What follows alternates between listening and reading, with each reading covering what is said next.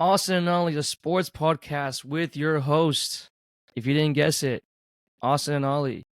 We're After back, a baby. victory Monday, didn't feel like it doesn't feel like a victory Monday. It sounds like we were kind of like stressing before we got into this. We're just like, man, it's a Monday.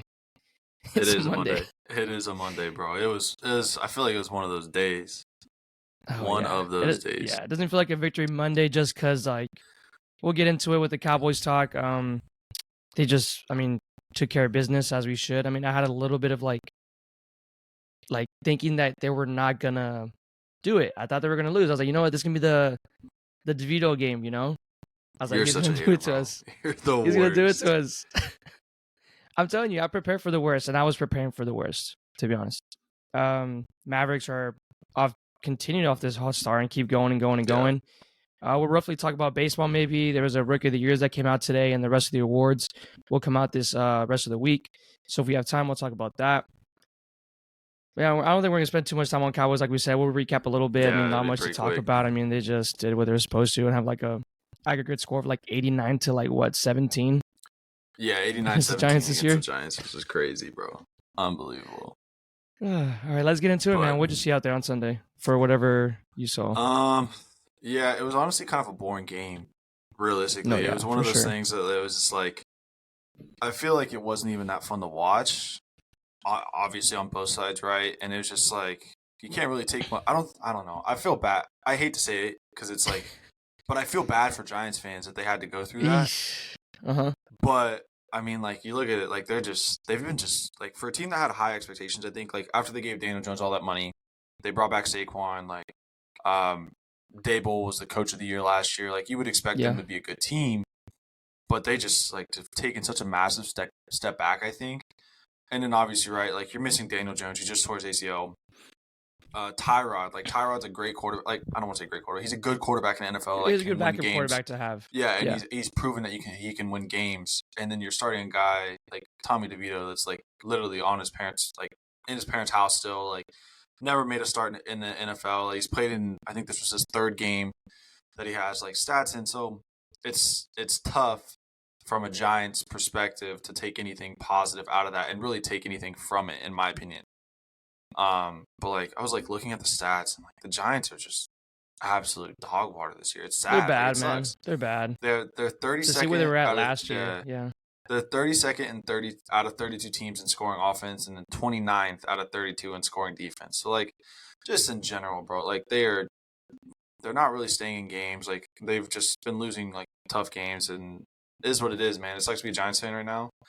I'll take the win. I'll take the win, though. It's not like I'm complaining about it. Yeah, it's the NFL, man. You grind out for these, and I don't care. I mean, like, I'm pretty sure we'll get a little bit into this, like we said, with Dak Prescott, and just obviously had an amazing game, but everyone's going to be like, oh, well, it's the Giants, it's whatever, blah, blah, blah, blah, blah, blah. Yeah. Like, I could give two shits. I'm sorry. He did all that, what he did in 3 quarters, 5 total touchdowns, over 400 yards, and it doesn't matter. It's an NFL defense. I mean, I don't want to consider it an NFL defense, but it's an NFL game. Like, it's, At the end of the day, right, like, it's still the best of the best out there, and there's still, like, you would expect them to be some of the best, like, players at those positions in the world, which they are. I mean, they have to be there in the NFL. So he's still doing, like, it's still impressive, and it's still something, and it's not like the defense is really missing, like, that many people. I don't think, at least that was noteworthy, and still, like, maybe we just have their number. It is what it is. Like, I mean, obviously, like the 40-0 week 1 and then 49-17 yesterday. It's just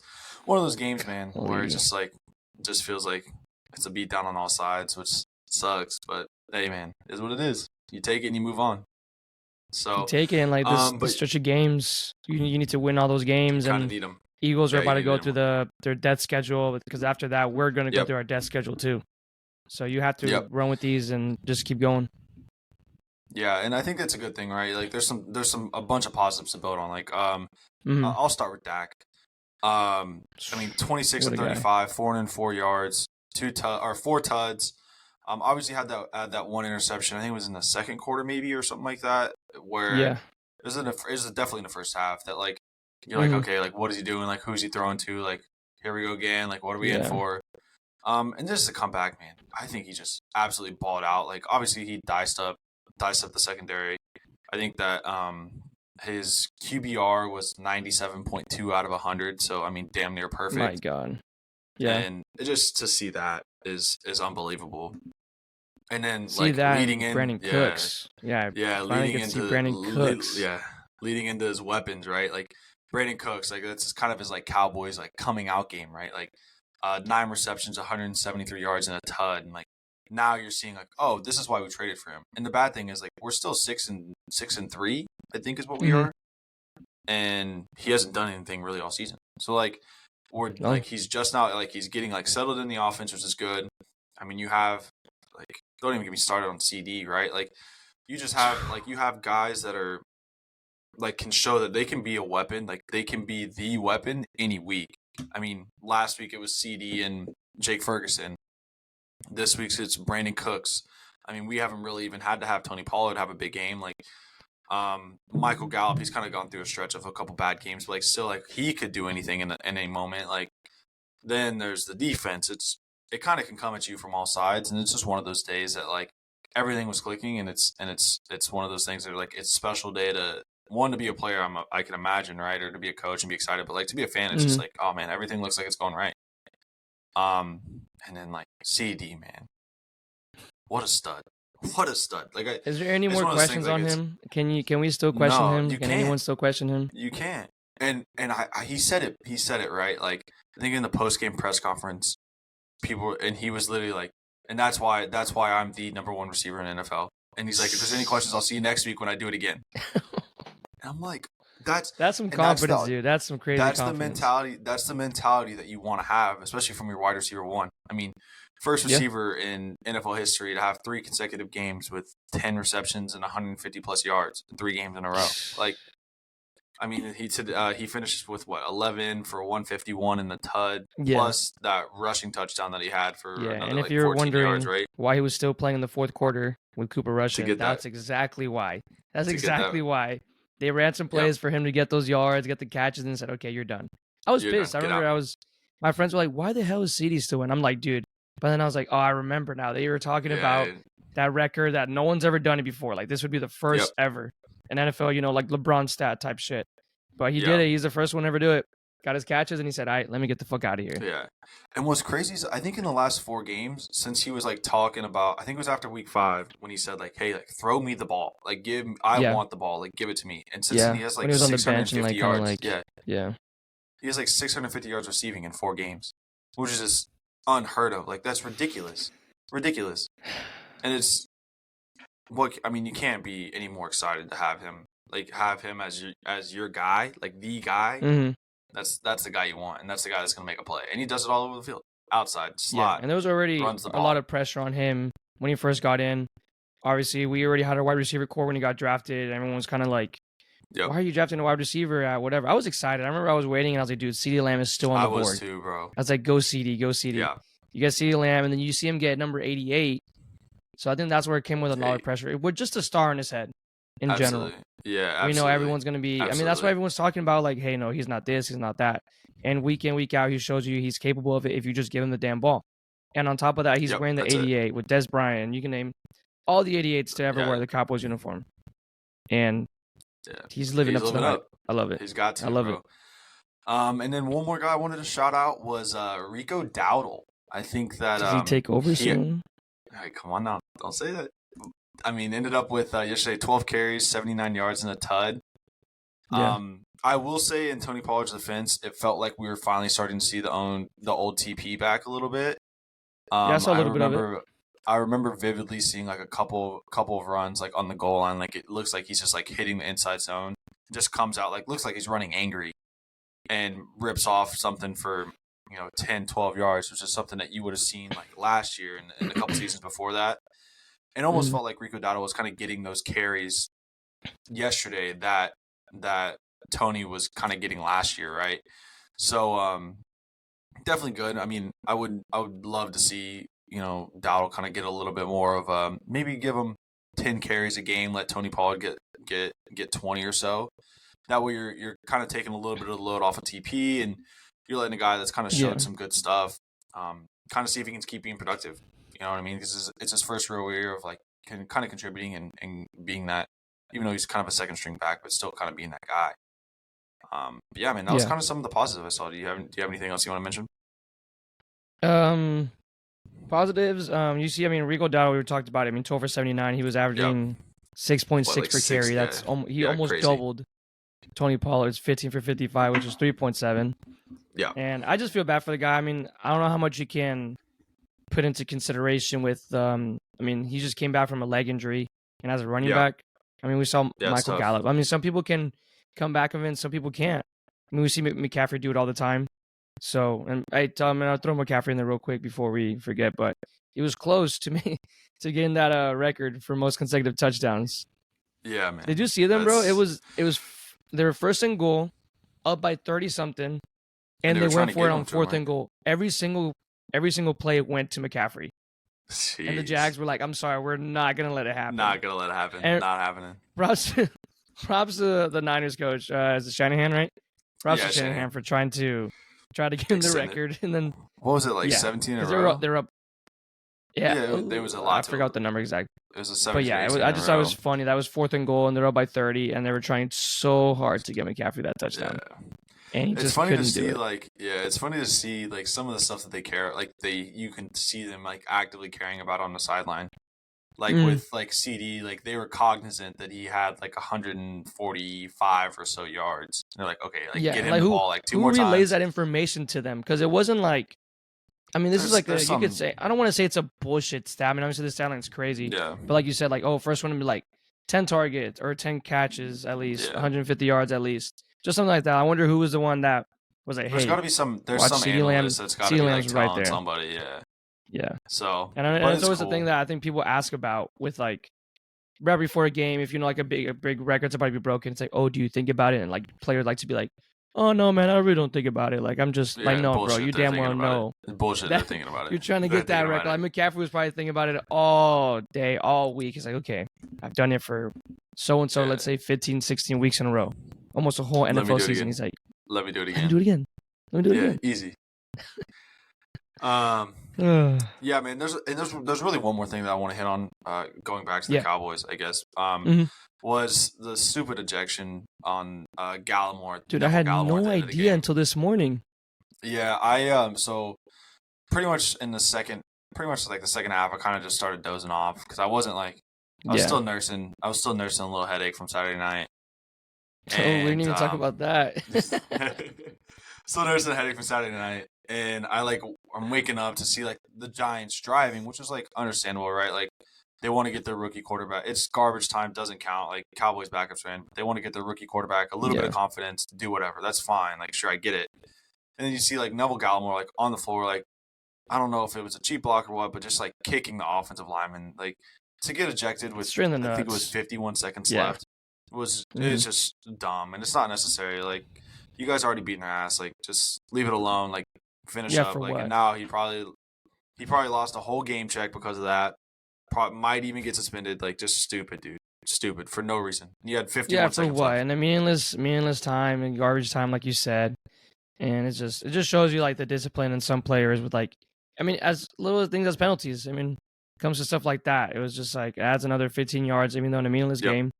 But it's a bad show already. I mean, you're a play on the Dallas Cowboys. Whatever you do, say, or whatever, it's gonna be held against you. And when you see something like that, it just makes us even more hateable and stuff like that.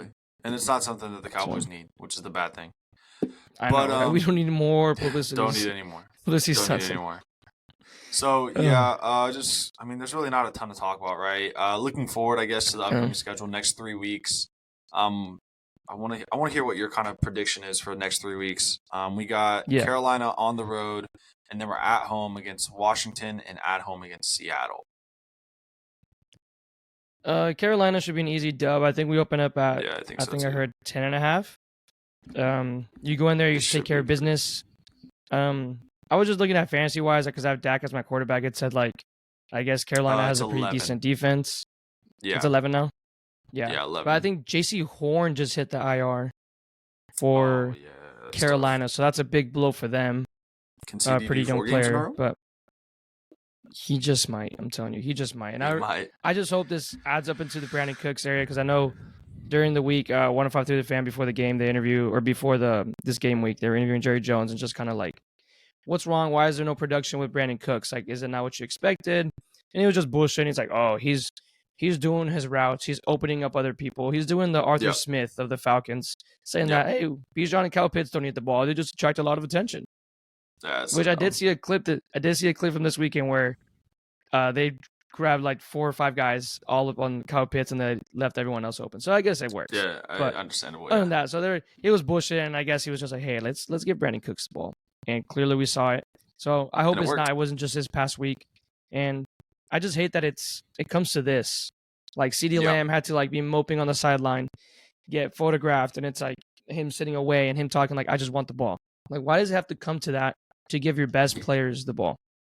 That's a good all I want to know. That's a good question. Back to the future of the week. So Carolina, I think you should win. Washington at home, we've been crazy at home. We have the longest win streak at home. Yeah, I think it's 12 in the NFL. I think it's 12 now.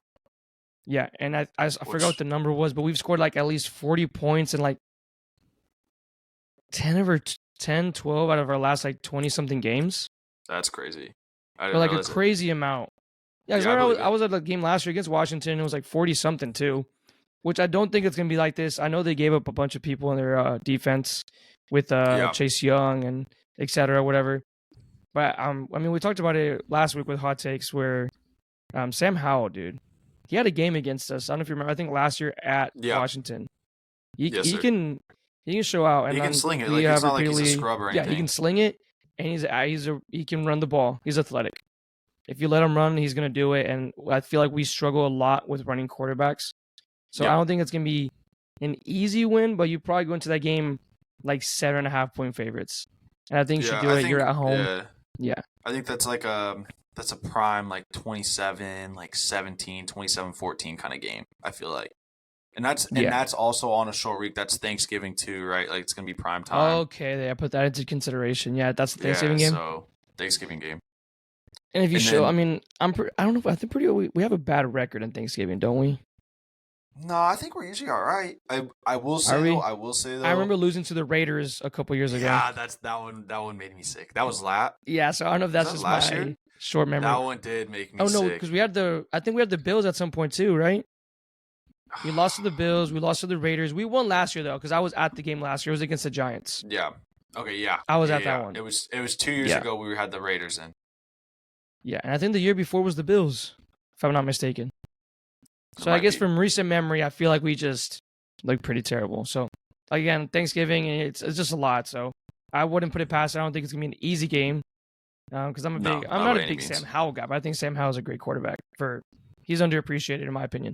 Yeah. And we're going to Seattle, which that's on a Thursday I don't know how. Oh wow, we get 2 back-to-back Thursday night games. Yeah. They typically schedule the Cowboys like that. They have like the Thursday for Thanksgiving, and then they have the Thursday after Thanksgiving too. Okay, and that's a home game again. That's at home. Yeah, it's at home. Yeah, I just don't know what I mean, they have the same record of us right now, and I just don't know how I don't know. Like, I think Seattle's so hard to predict. I don't know their identity yet. I don't know if they're good. I have no clue if they're good, and it probably is because I don't watch any Seattle football games, right? But like, are they a good team? They could be. They very well could be. But I'm not. Yeah. Well, it's not like we're going and we're playing. I don't know, like the Niners, right? Like I'm not scared or nervous to play them.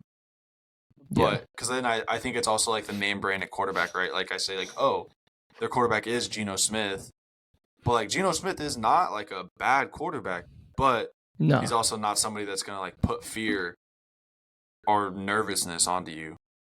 No, I agree. I think it just makes you wonder a little bit, and like the whole DK Metcalf situation. You know, I think it's like week in and a week out with him, just on and off with discipline issues. He definitely took roids, so he gets mad pretty easily. I don't know if you guys noticed that when he plays. I agree with that. And you have good old reliable Tyler Lockett. Kenneth Walker is a great running back, but is also slowly, I think, getting taken over by I forgot what the back is. There you go, Charbonnet. Yeah, I was gonna say like Charlemagne or some shit like that, and they would understand. Close. They would get who it is. Exactly. Yeah, but if you see, they're not going to win games by their defense, clearly. So, first week they lost to the Rams, only scored 13. all the games, these are all the points they scored when they won games. 37, 37, 24, 20, 24, 29.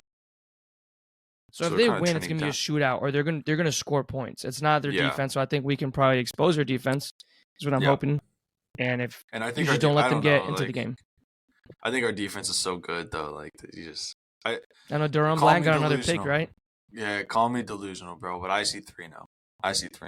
I'm delusional, though. I think you should. No, I don't think you're delusional. We should see 3-0, but I don't think we should be looking past opponents. I can look past Carolina.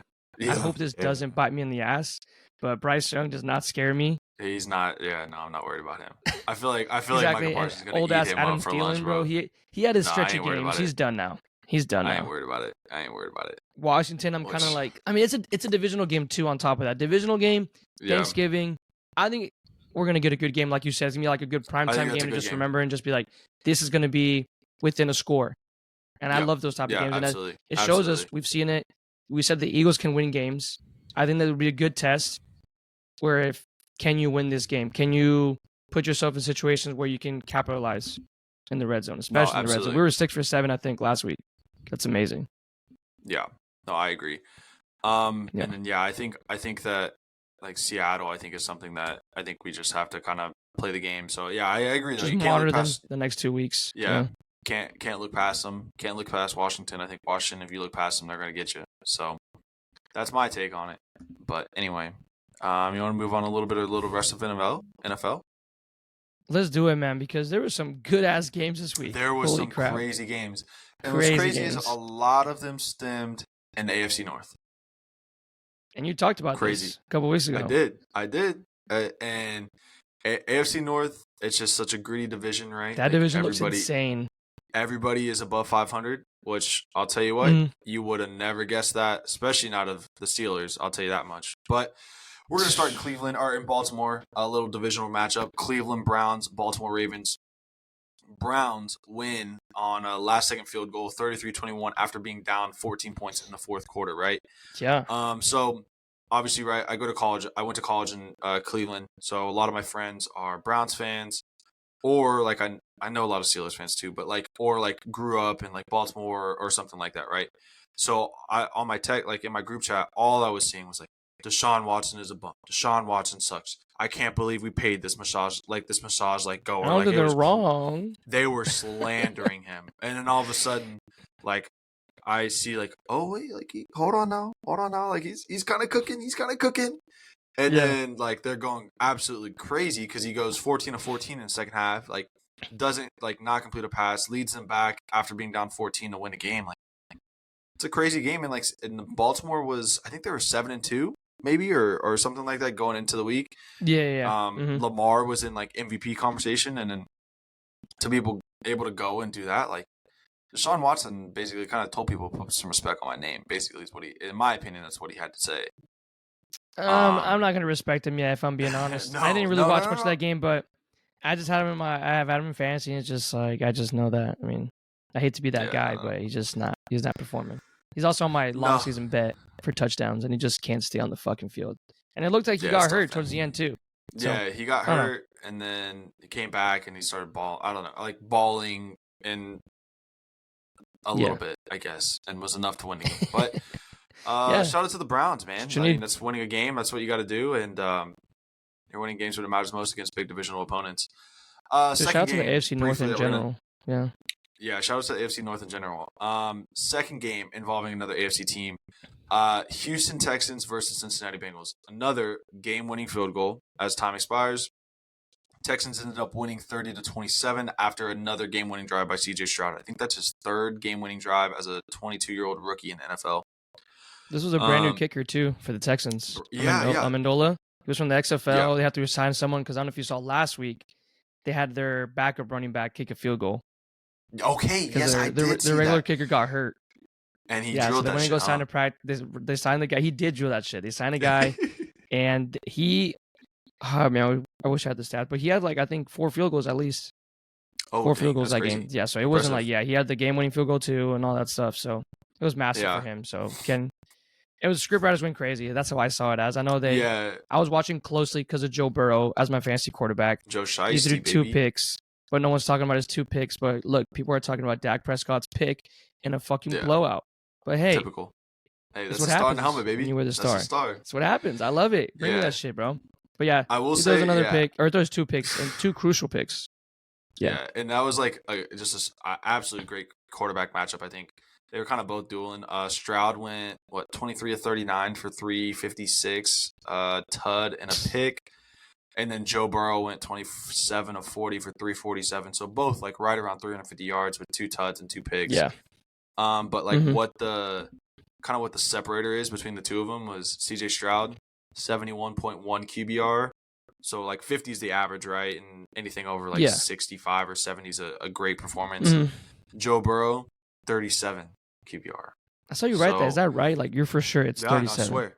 Yeah, that's straight from the stats, baby. Golly. Which is crazy because that just means, like, he's just, like, I mean, obviously, right, the picks, like, bad picks, taking sacks. Yeah, and especially where you were at, yeah. Yeah, making bad decisions, man.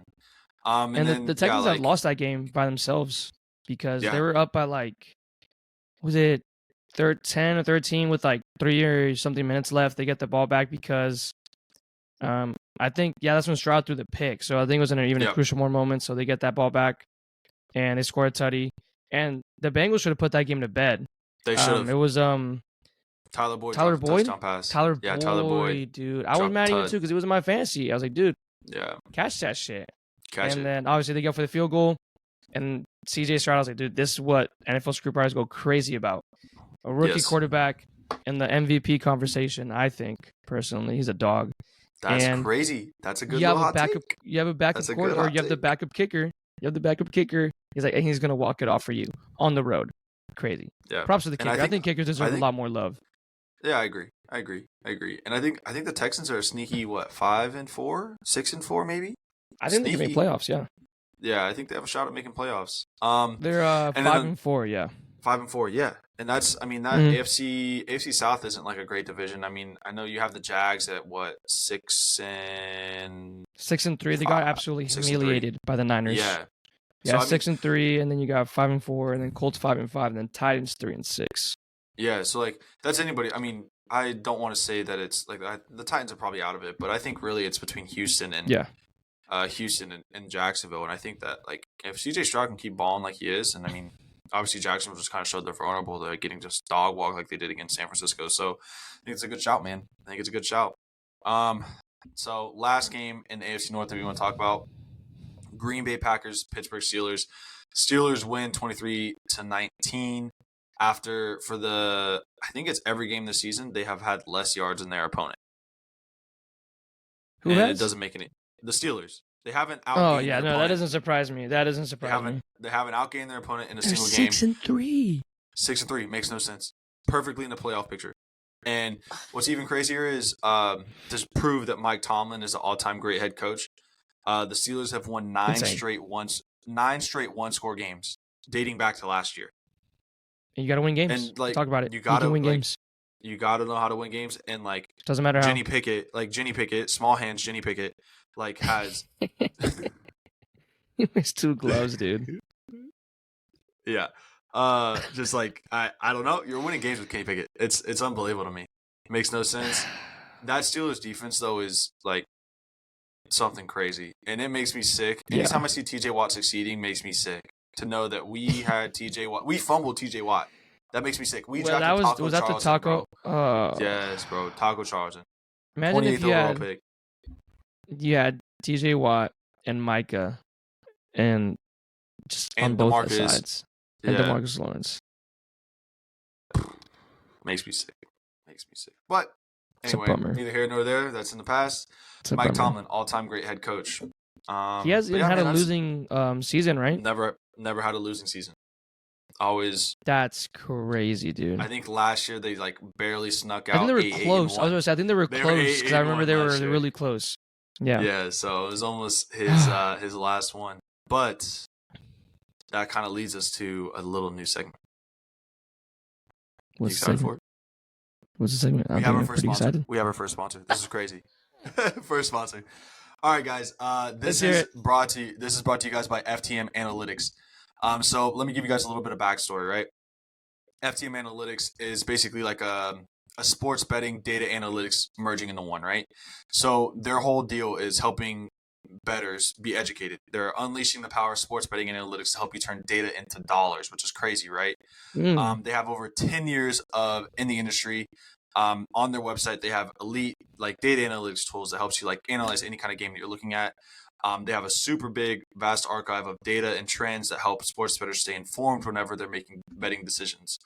So one of the things that kind of led us to talk to like work with FTM Analytics, right? Obviously, last week I was nerding out over all those expected points added, the numbers.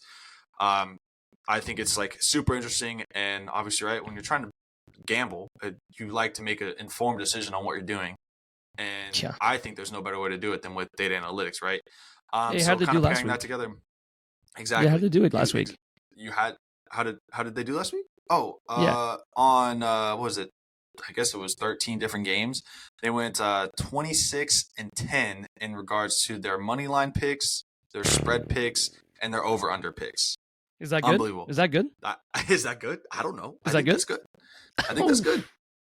But one of the super cool things that they have on their website is with their elite subscription, they have basically allows you to like look into elite trends when it comes to NFL, college football, NBA, MLB, NHL, college basketball. So yeah, man, I very, very highly recommend going to check them out. You can check them out at ftmanalytics.com.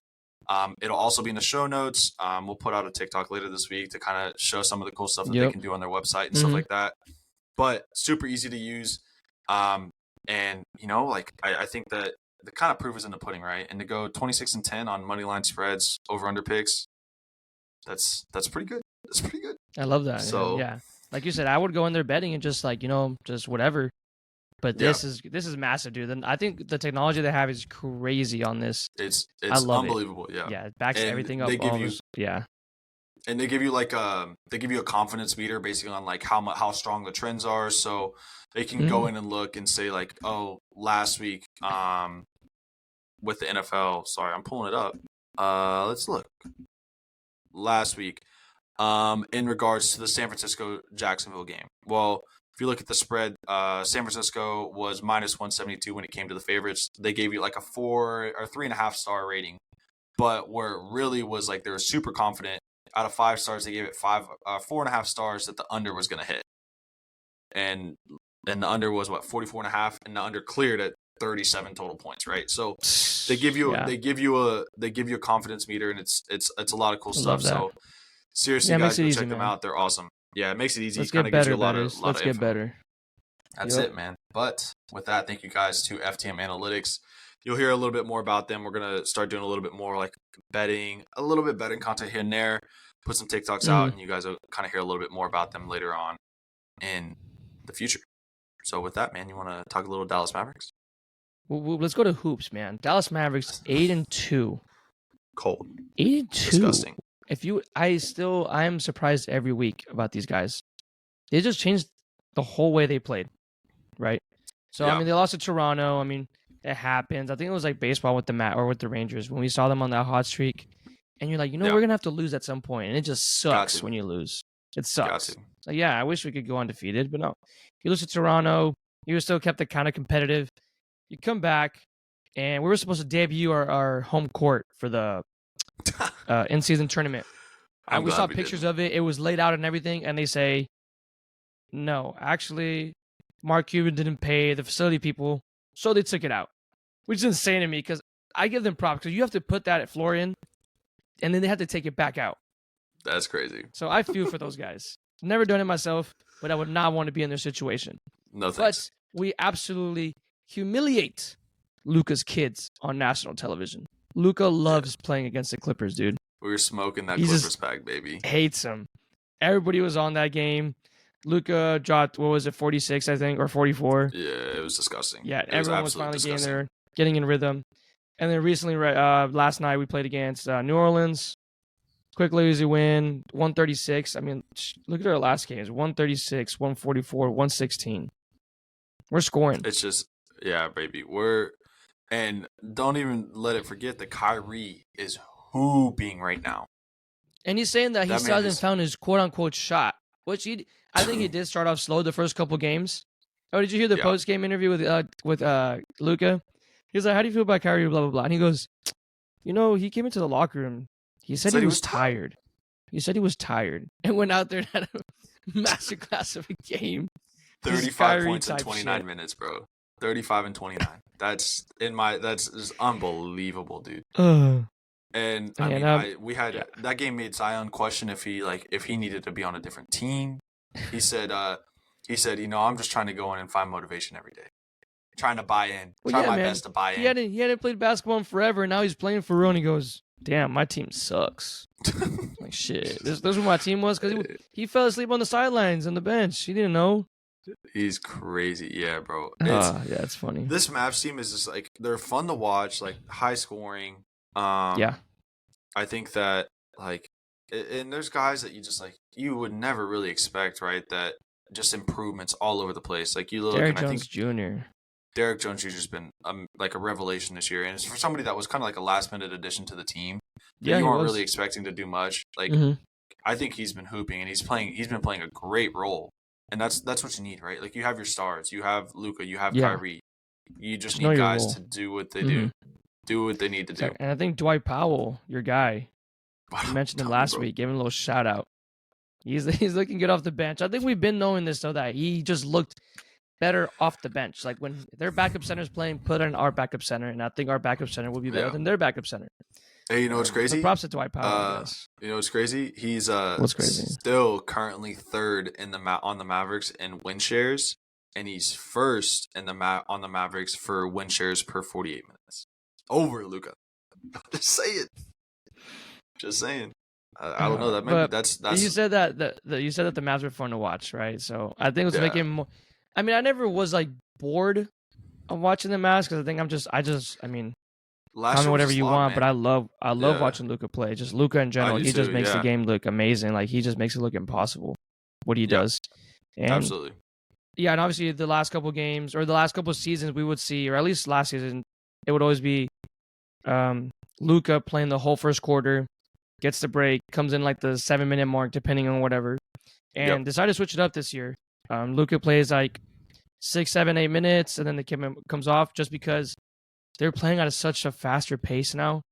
That's what people were talking about. Is like, hey, Luka plays slow. Like you got to play to Luka's pace, and that's what people consider boring now in the NBA. Yeah, I mean, if you got guys like the Warriors, like you watch the Warriors, you watch the Mavs, and it's like, dude, I'm gonna watch the Warriors play.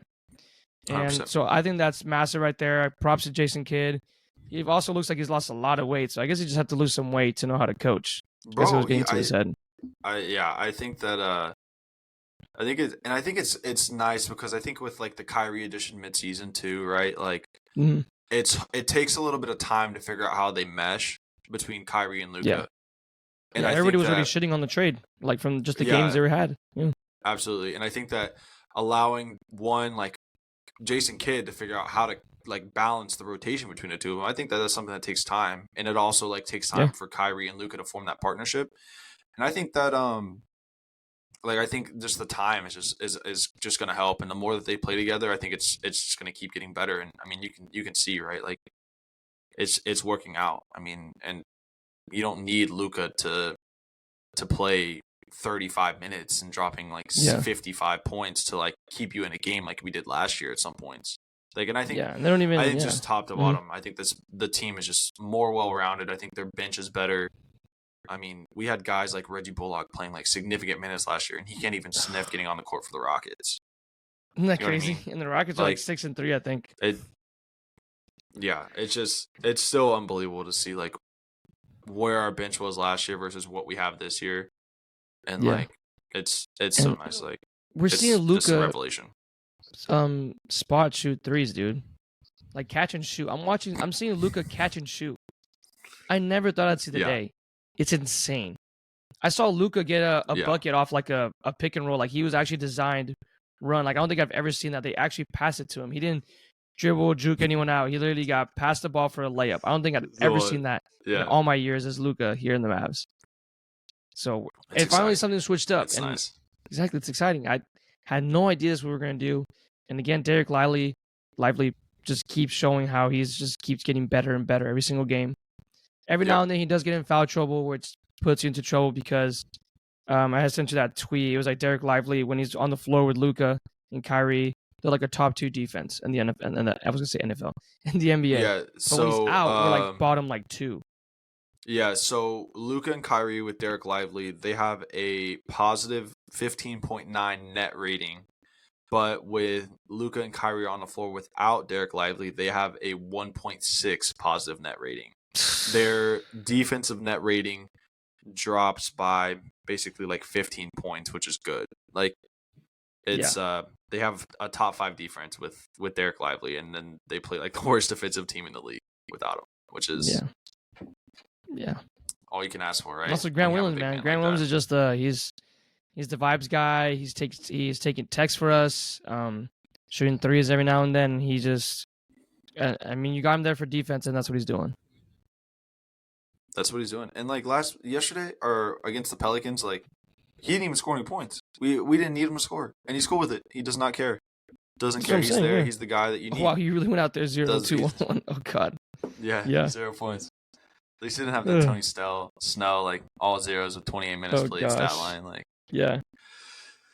So I don't know, man. I think it's exciting. Obviously, I mean, we're only 10 games into the season. Like we're what? Like still trying to find they're still trying to figure themselves out. They haven't really played a ton of like great teams, I would say that. Yeah, and you could say the one they did was the Nuggets, and they got. I mean, I didn't say embarrassed. I think they kept it competitive at some point, and then just got but it wasn't like great. It's the Nuggets. Remember, it's the Nuggets. Yeah, so I think we got a little bit of stuff to work on, and I think the boys are gonna be all right this year. I think you're definitely looking at the playoffs, and I think that you can probably avoid the play-in too if I were to bet. So, I mean, right now they're the second seed, they're in the second seed in the West. So I think you keep it up, and I think the big thing is health, right? You need Kyrie, you need Luka, you need probably Derek Lively. You need those 3 to stay healthy, and hope that everything works. So, yeah, man. You got anything else on the Mavs? I think that's kind of pretty much it, huh?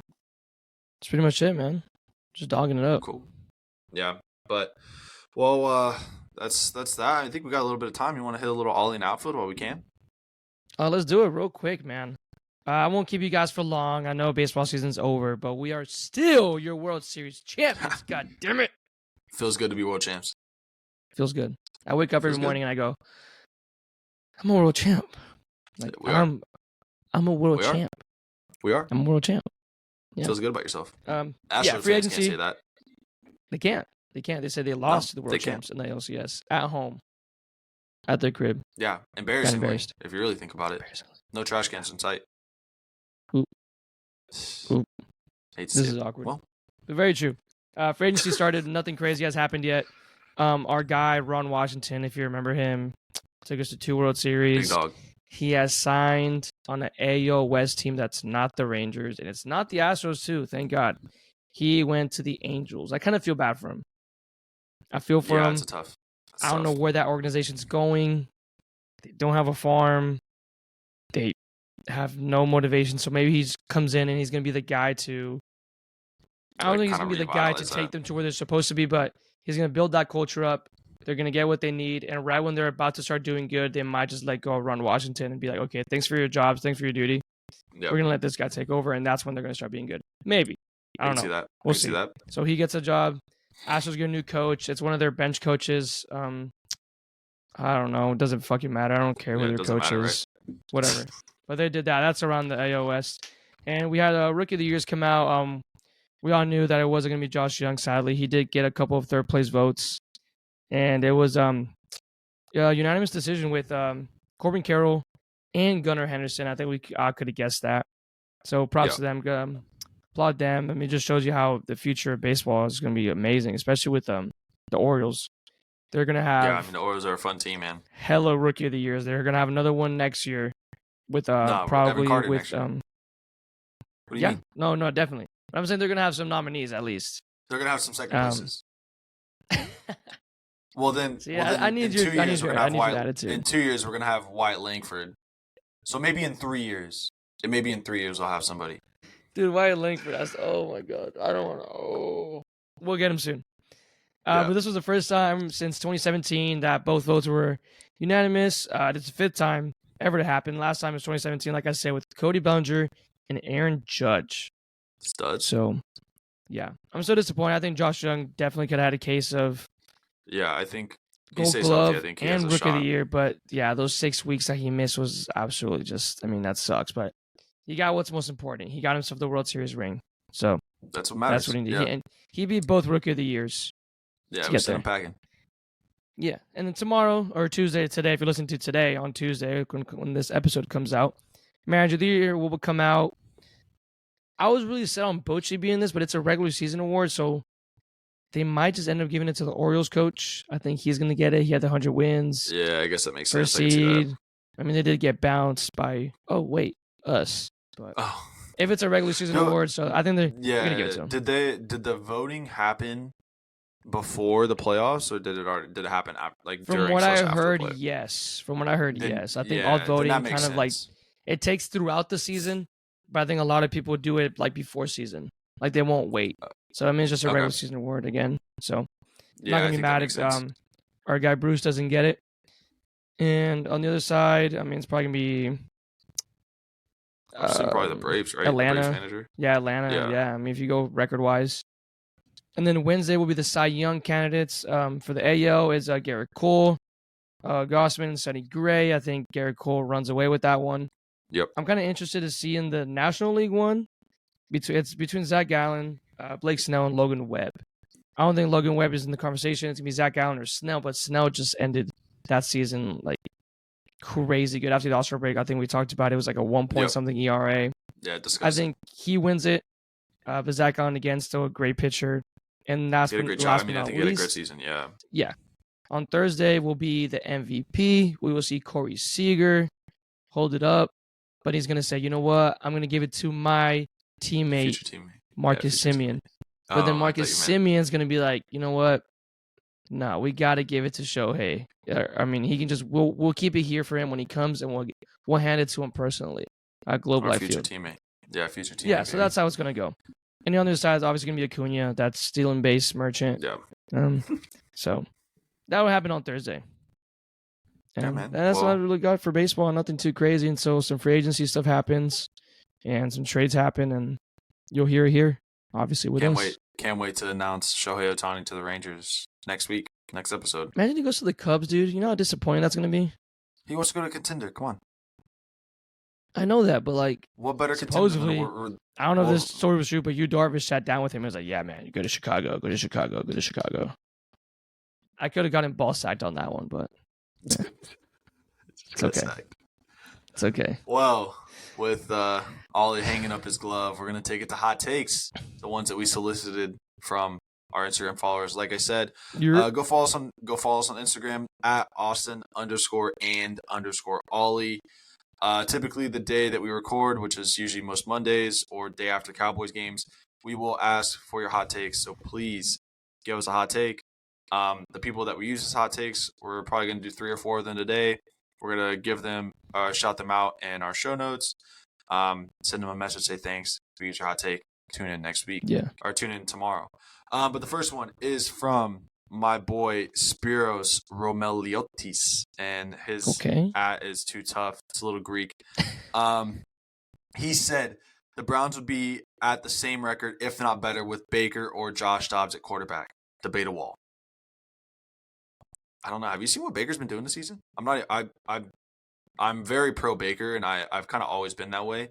But Baker Mayfield has been absolutely cooking with the Bucs this season. And I know you had kind of mentioned it already, right? Like Deshaun, like he's your fantasy quarterback, not really been good, hasn't been on the same, like really hasn't been on the field. Like Baker's going to be on the field, man. I don't know. I think that and then Mike Evans on the way for another 1K yard season. Yeah. I mean, what could Baker do in that division? I don't know. I don't think it's that hot. I think some people won't agree with it. I don't hate it. I don't hate it at all. I think the Dobbs one might be reaching just for like recent biasly, but when you saw him last year, and then props to Dobbs, he's doing some crazy stuff. Winning, starting 2-0 with the Vikings, giving a chance for Jay Jettis to actually come back and play meaningful football. So I'm rooting for him, obviously. So yeah, that's a good take. It's a good take. I think it's a good take, and I think that really it's like a little bit of that like Fitz magic effect. That kind of guy that's got like a lot of like just like grit and like is just in a good scenario and it's just kind of working out. And I think at some point, right, like Cinderella did turn into a pumpkin. You know what I mean? So maybe we see him, you know, kind of figure it out and realize why he hasn't like been starting in the NFL. So did Baker ever play with Amari? I don't think so, right? No, because I think this is Amari's second season. Yeah, it's his second season. This is Deshaun's second season. Yeah, because Baker wasn't on that team last year. Okay. No, I was just making sure. Yeah, so I think with these weapons, I mean, if he's doing this with Mike Evans, Chris Godwin, I mean, I think he can do it with the. Yeah, I think he can do it. I mean, he's also like was the Browns quarterback that led them to their first like playoff win in forever, and in Pittsburgh against their biggest rival, right? Like, so that's he's got to have something, you know. So that was a good take. I think that's a good take, personally. Yeah, it's valid. So the next one is from Russell Gray, and his is at Russell Gray, and he says the Mavericks should still trade for a big man. What do you think about that? It's a lot of Dwight Powell. Depending on what I know, right? I think we should put some respect on Dwight Howell's offensive rating, right? Yeah, if he keeps up like this, best like historically ever. Bro. Oh man, I think I don't hate it because let's say you want to be serious contenders. Think about if you just have Derek Lively coming off the bench. Like let's say it's Clint Capella, right? Yeah. Start Clint Capella, you bring him out, and then it's gonna be Derek Lively. Yeah, and he can probably play a little bit more aggressive, knowing that he's not gonna play the full. Whatever 20 to 25 minutes he's playing, so back to like 15, 12. I mean, there'll be some really impactful minutes. So I'm not opposed to still trading for a center if you get rid of Powell and just, I mean, I wouldn't mind it. I don't think it's a terrible thing to do. Would you trade 6th Man of the Year candidate Tim Hardaway Jr. for, let's say, Clint Capella? I guess the question is, how long can Tim hold this up? That's my question is, how much do you value Tim Hardaway Jr. right now? Right now, he's got to be high. So I think you can probably get a lot from him right now. Yeah. If you were to trade him right now. Which is when you want to do as a trade, you want to trade high. He's the third leading scorer on the Mavs right now, which is kind of crazy to think about. And it's not that far off from Kyrie, if I'm correct. Like, the difference between the two of them is really not that far. Like, I think Hardaway's averaging almost 18. Which is unbelievable. Yeah, 18. Kyrie's at 23, and Luka's averaging 32.6. Stud. Yeah. So, man, that you lose an offensive weapon. Yeah, it's tough. That's tough. You just stumped me on that one. That's tough. That's tough. But I think now I wouldn't. I think it's a good take too. Yeah, I think that's fair. I think I wouldn't trade Timmy. Because, that opens up minutes for, like Jaden Hardy, Seth Curry. Yeah, and Seth Curry's not even on the bench. Dante Exum. He's just there. Yeah. Yeah, so I don't know. I think that's a good shout. That's a good question. I think it's who do you package around it? I mean, maybe you trade Josh Green. See, that I wouldn't be opposed to. But I know we just gave him a contract, and the Mavs really like him and Jaden Hardy. We gave him a new contract? I thought he signed a new contract. Yeah, he signed a contract like a couple weeks ago. Oh, I didn't 2 weeks ago. I guess I missed it. Yeah, I'm pretty sure. Oh. I don't think I ever got what the number was. If I'm not mistaken. Are you fact checking me? Okay. I am fact checking me. Okay, please do. I mean, what do you think? I remember Luka was like dinner on him. Yeah, you're right. Okay. 3 year, 41. Does the number? 3 by 41. But I think that's very team friendly. Yeah, that was literally 2 weeks ago. Yeah, okay, cool. I thought it was crazy. I was like, damn. Yeah. You were on your vacation October 23rd. Yeah, I was definitely on vacation then.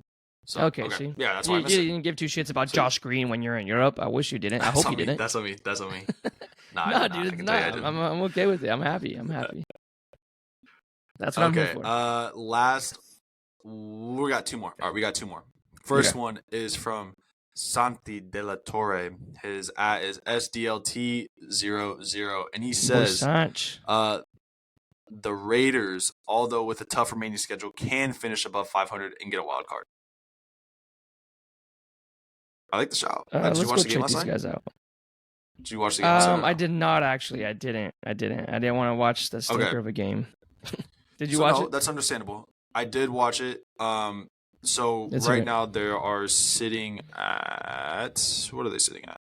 It's 5-5. 5-5. I think they're sitting at 5-5. They're starting a rookie quarterback, but the big deal is they have a whole new vibe going on. They got Antonio Pierce. Yeah, they're riding high. Is their interim head coach right now.